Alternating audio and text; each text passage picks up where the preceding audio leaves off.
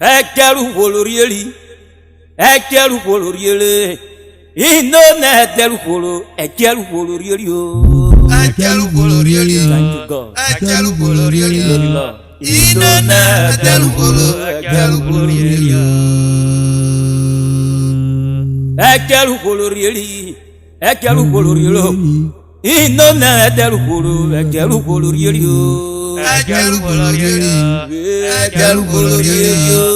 Ino na ekeru wolo. Ekeru wolorieli. The book of Romans chapter 8 and verse number 11. The Bible says, but if that spirit who raised Jesus from the dead dwells in you, he that raised Christ from the dead shall also give life to your mortal body through his spirit which is in you. Music.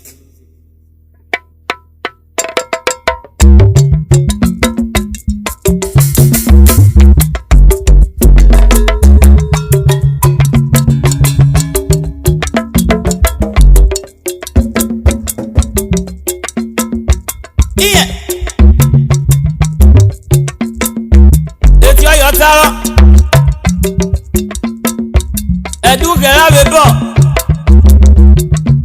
mama shaibra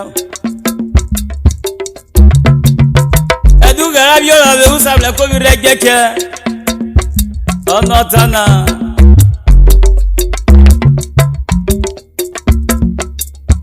Jesus se we avec ma we karoye uderie ni Jesus se wo avec ma we karoye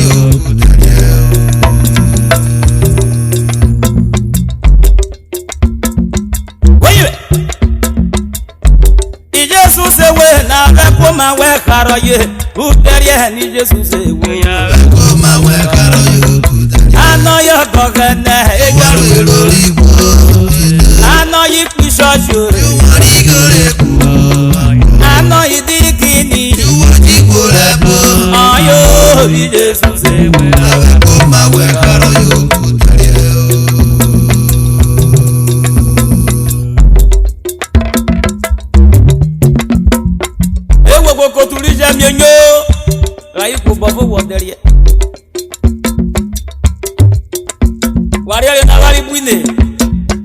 we are the mouthpiece.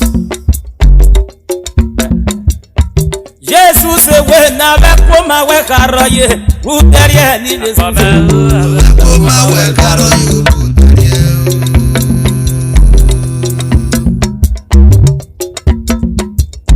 Jesus se we na ve koma we karoye uterie ni Jesus koma we karoye anoyo gogene egaru anoyi pishojo wari gore ku anoyi dikini wari gore bo ayo Jesus se wo koma we karoye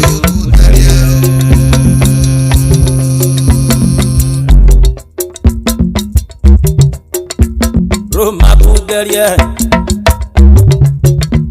Roma kuderie ekuderie wejirefo Roma kuderie ekuderie wejirefo Roma kuderie ekuderie wejirefo tire Roma kuderie wejirefo Roma kuderie ano yogogene Roma kuderie yoru lori ko Roma kuderie ano yipi shosho Roma kuderie yori goleku Roma kuderie ano yidikini Roma kuderie yeah oyidi gonesio Roma kuderie yonu wewira bo Roma kuderie Jesus se we na ve koma we karoyo Roma kuderie ada wulili memle mo abobuke Roma kuderie ebula pola rana Roma kuderie opole evangelist yo Roma kuderie ofogola velukeri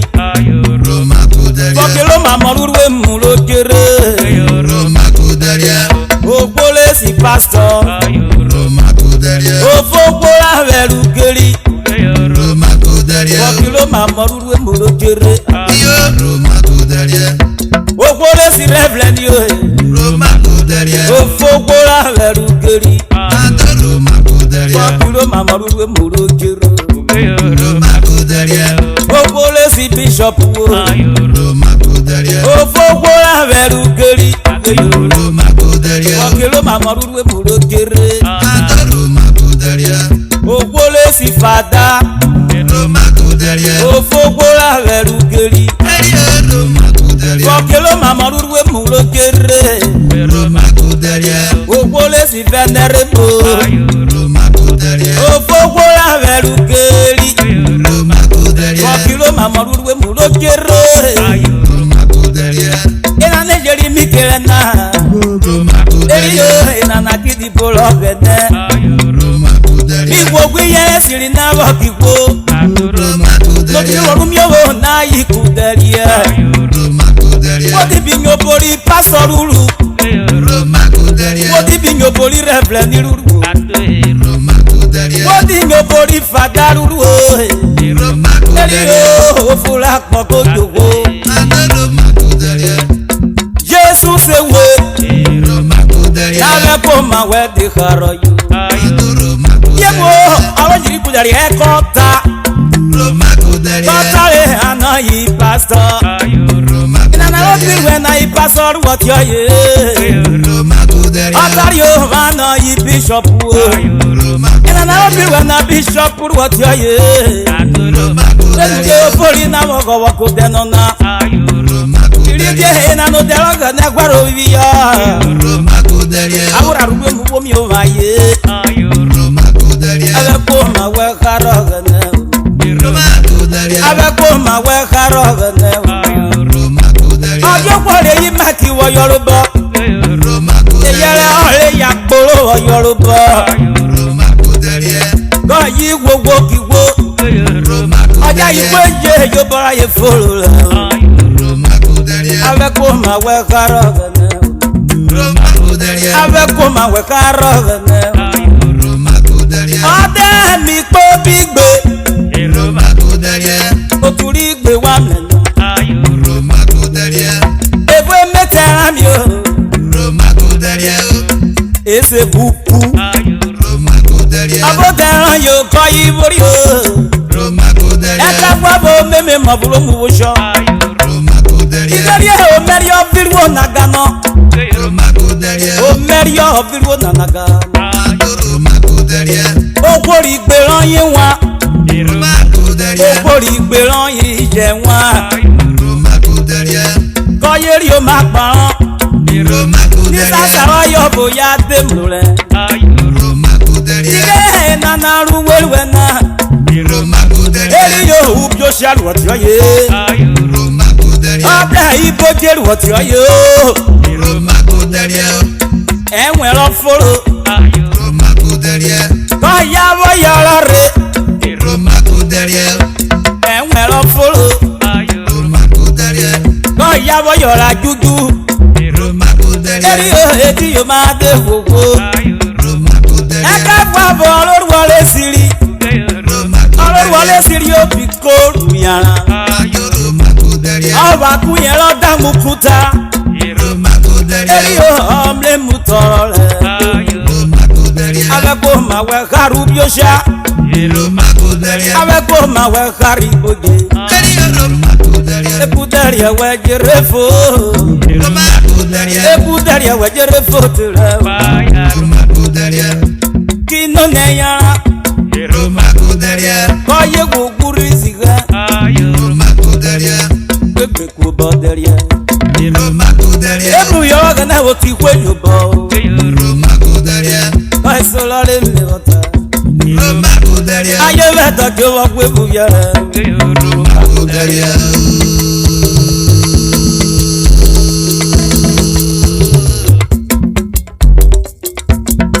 Yo wa yo. Prince Philip Okpako Atiku Chairman Managing Director First Bank PSC Nigeria Limited Nigeria Nazuwe Devil Anona up you go. Come on, the government you have a we. You look by your way. Princess Annie, Itak Bobuno, Atiku, I hey.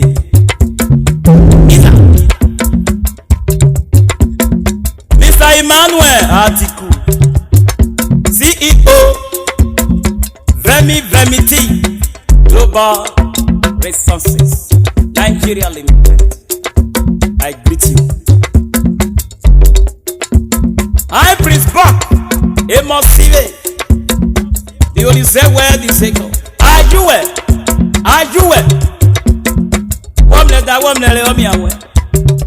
Thank you.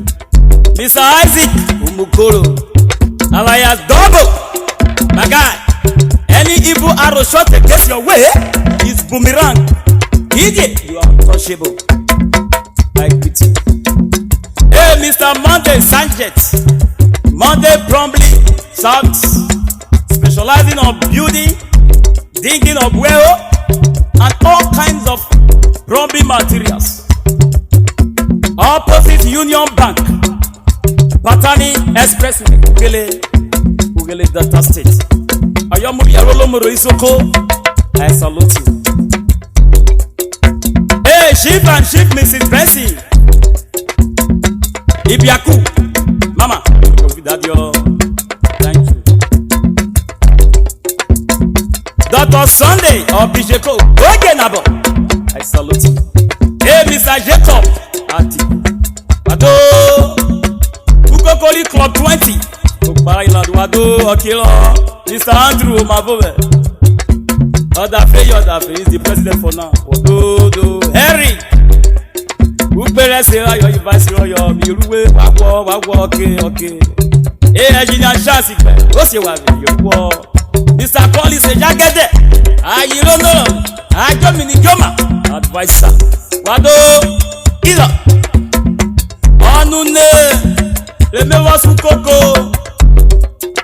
URHOBO Unity, Social Club of Nigeria. Motto, Peace and Unity. Founded March 21st, 2004.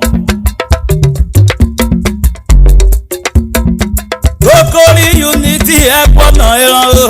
Ayo URHOBO Unity, Ekwana Elo. Iza.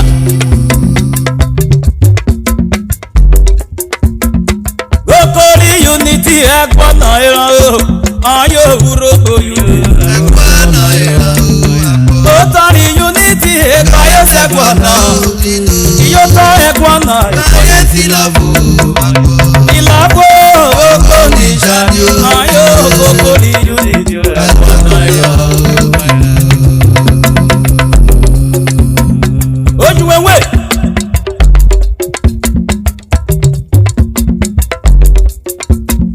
Ukokori Unity, Ekwana Elo. Ayo, URHOBO Unity, Ekwana Elo.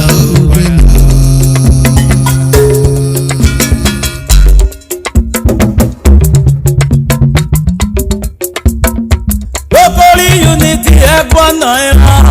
Aye, URHOBO Unity, Ekwana Elo. Totally Unity, Ekaya Sekwana. Total Ekwana, Ekaya Silabu. Ilabo, Okoni Janyo. Aye, Ukokori Unity, Ekwana Elo.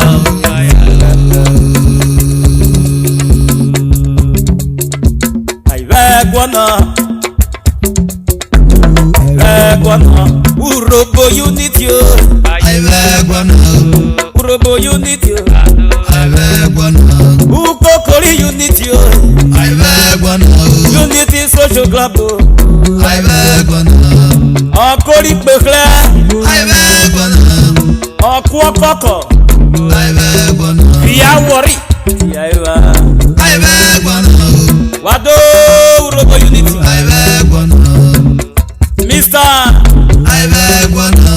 Okuna, Otareli, Oyishama, aka Ayogwanefi, and Asaro Shodari, Ayomu Yoro Parabota Sadio, Mr. Okofasa, Oduro, I vice chairman, I greet you. aka who they go the fear, who they come the fear. We look para water side, remembrance.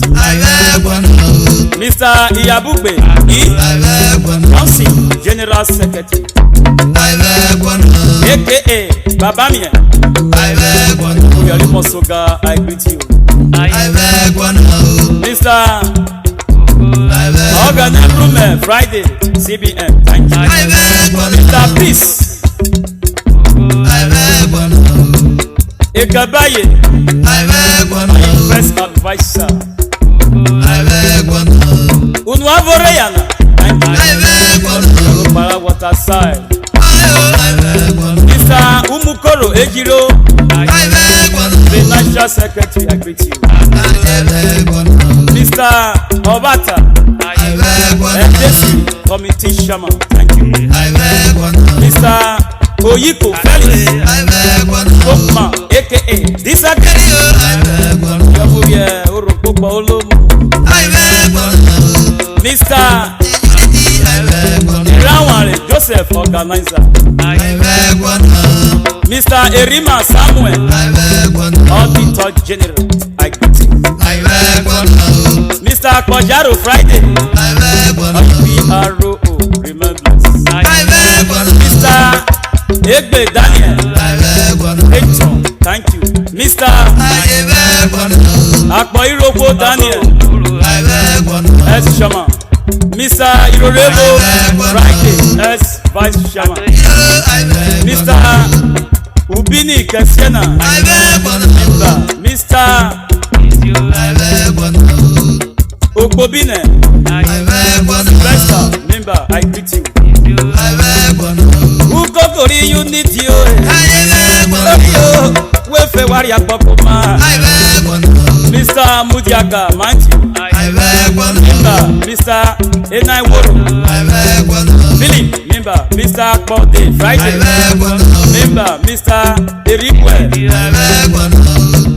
Elelepwe of Fucking, member, Mr. Ojos, investor, member, Mr. Makarava Abraham, member, Mr. Ezewu Jones, Mr. Kososo Lucky, member,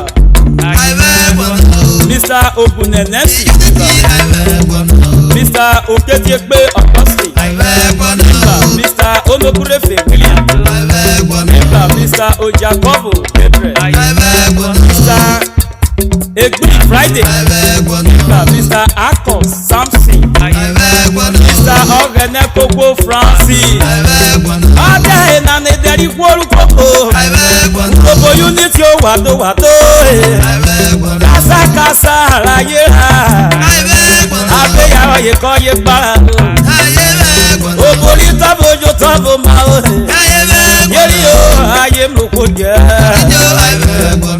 Ukokori Unity Wado, Obo Akpario Abonyami, Waya Cherio, Waya to wave your unity, Waya Kere, Waya to wave your unity, and then you look Coco, friend like sister, so Jacob, and then you Vanuado, Mrs. Ellie, Christopher, or you should live your Ukokori Unity, Ukokori Unity, I don't know to wave your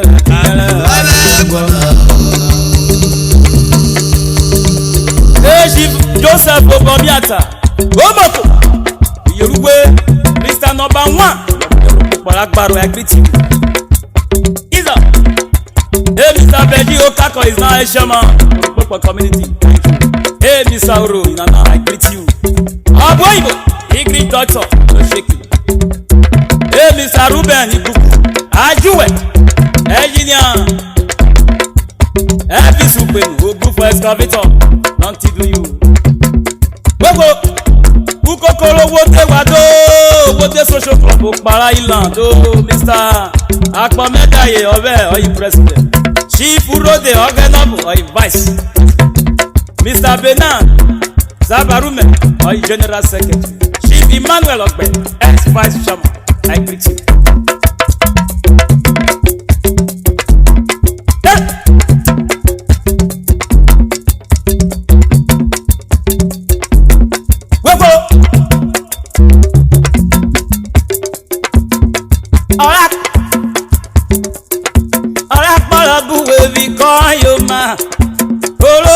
Gagaru boro ye, ara para buwe bi o kan yo ma o.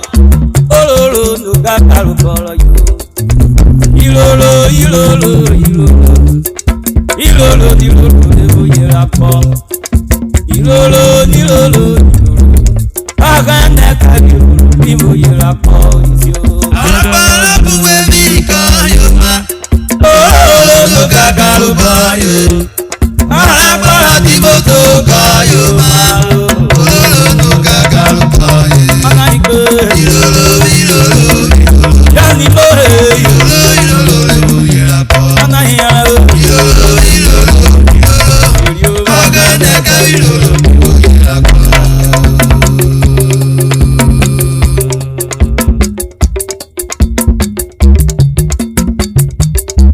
Mr. Prince Agboru, are you patron of Kokoro Wunde? Abu Nelam Lites Wakon Yoma Ololo no Gagaru Bon Ye Atotaram Le Tata Kon Yoma Ololo no Gagaru Bon Ilolo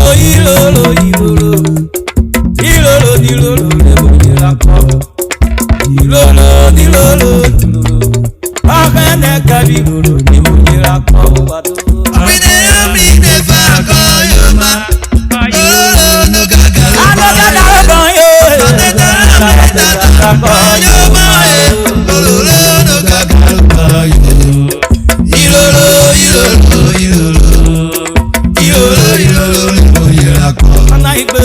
Ilolo. Agane kabi lolo mo yera ko.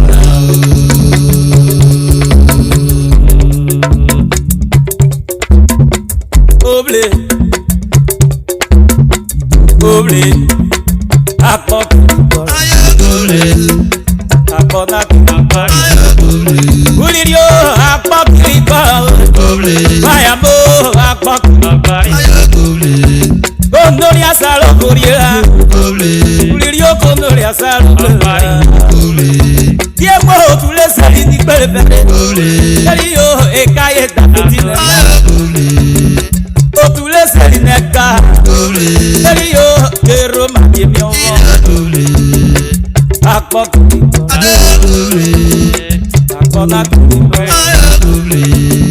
agana keru kọwẹ nínú wọlé wọlé wọwọ sí gbogbo yé mo àárín òde ọjà wáyà mo akpọ kirikọ nìkẹrẹ emesari bàbá dẹkùrẹ ọbọ kọyẹ náà ó káyé ọdàpọ ọlọpàkọ ọnù wẹwẹ yé gàdí òbíye ọrọ kété èrì ló gbèrè kọyé máa wẹ ọwọ àtọ máa ẹkọ jọ nùrù nàkúnyẹ kò lọ fọ gbogbo yọdẹ àwọn mi àrẹ kwan bẹbẹ wọ náà ọtọmọ jáde òbí kọrí ká bọ yọ èyí akọyọ mẹni náà sẹyẹ ìdíkẹ yọdà ọtọ bọdù dìrì ọsàn wà anáyẹlò náà dédé dòbí náà tàbí wọ kàyẹ mẹkọ yóò dé kiri ó jí kiri nùnà ohun ẹ̀mí lọ́kà kàkọ́rẹ́ rí orí nà tẹ̀lá ìka kọ́ bí yóò bẹ̀rẹ̀ abẹ́ mẹ́mórí ara ẹ̀kọ́ jẹ́ kí pé lọ èyí tó bọ̀ bù kí fi ewu sí ẹ̀bù kí tó tó ẹ̀ àpọ̀ ọ̀tẹ̀ o fọ́bù kọ́ yé jẹ́rì aná ìjọ́lì náà lè múri àwẹ̀ fún oyè náà oyè náà ọ̀kẹ́rọ̀ pọ̀pọ̀lọ̀ pẹ̀lú kẹ́ àìríwọ̀ jáde kí ọ̀nà jáde ó péré kọ́ yí fẹ́ gbàrà kàná ẹgbàrá yé lékeleke ìdìbò rọyò mi káyé yèmí omi akẹ́ ìgbélé efe rọyò bí sèkìlá yé ìkólóró rọyò kìrìsì gbífẹ́ káyé gbẹrẹ ọmọ àwa ẹbí kó yàrá wórí sí àwa lè nù ẹ kọ́yé fàyè ní wa kárọ̀ bí ọkìrì sí dẹ́fọ́ ọkọ̀ wọn náà lánú mẹ́fẹ́ yé kíákì òkè alábẹ́sẹ̀ náà kíákì òbíye náà yé gbé bẹ́ sọ́ bàbá bí kò tún lè yó káyé gbẹ́rẹ́ bí kò parọ́ bùtáyé náà àsàràmáyé wa náà ohun ẹ̀mí ọ̀gá kàmú káyé lè yé lóye pé wọ́n mú fìyè ọ̀nà yìí búburú yóò bí ọmọ ọlọ́ta fi kọ́kọ́ ọlọ́sọ̀kọ̀rọ̀ wa ní kó nà bùbílẹ̀ ọkùnrin fíáwó gbé jàmùlẹ̀ kó fíáwó akpọ̀ akpọ̀ náà kìí dídì lókòrí ìdẹ̀rẹ̀dẹ̀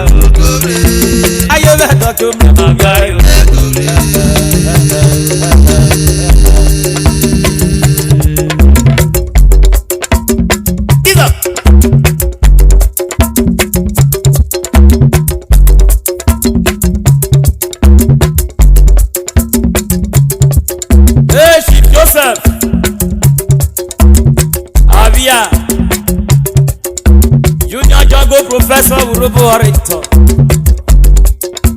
Ayo tuta yo swo. Agbejo wo mwetine na. URHOBO of Olomo Kingdom. URHOBO Olomo. I greet you specially.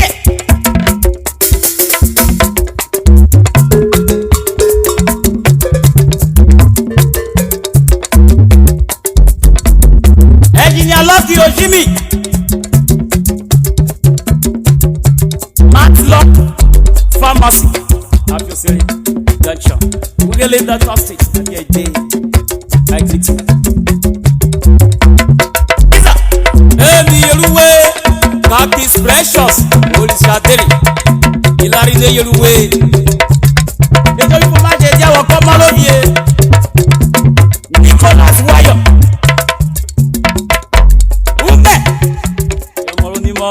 L'édition Benaga of Votia. Isa.